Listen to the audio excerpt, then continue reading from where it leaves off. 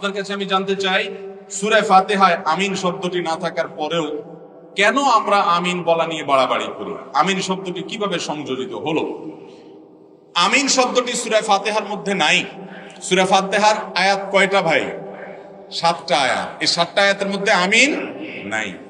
সুন্দর প্রশ্ন।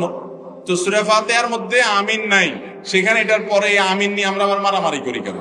যৌক্তিক প্রশ্ন। দ্বিতীয় প্রশ্ন হলো যে এই আমিন কে যুক্ত করলো? কোরআনে নাই, তাহলে কোত্থেকে আসলো?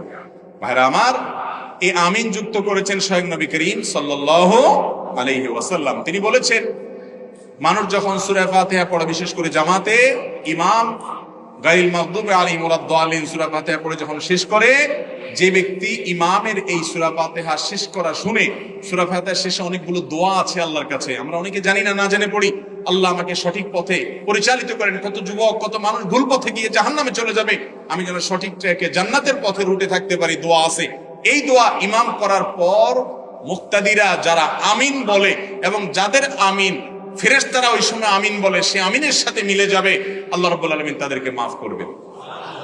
ভাইরা আমার, তাদের জন্য পুরস্কার রয়েছে, সুসংবাদ রয়েছে। এই জন্য এই সূরা ফাতিহার পরে আমিন বলার কথা স্বয়ং কে বলেছেন? রাসূল করিম সাল্লাল্লাহু আলাইহি ওয়াসাল্লাম। এটা কোরআনের অংশ না, কিন্তু সূরা ফাতিহার পরে আমিন বলা সুন্নাহ। সূরা ফাতিহার পরে আমিন বলা কি ভাই? সুন্নাহ। এখন জোরে বলবো নাকি আস্তে বলবো, উভয় রকমের হাদিস আছে। ওয়াইল ইবনে হুজর রাদিয়াল্লাহু তাআলা আনহু থেকে। এটা নিয়ে গন্ডগোল করার কথা হাদিসে নেই। হাদিসে দুই রকমের কথাই আছে এবং দুই রকমের কথাই উলামায়ে কেরাম নিজ নিজ গবেষণার দলিল হিসেবে পেশ করে থাকেন। এই গবেষণাগত মত পার্থক্য নিয়ে মারামারি করা, ঝগড়াঝাটি করা কোন অবস্থাতে জায়েজ নাই। আল্লাহ আমাদেরকে বুঝার তৌফিক দান করুন।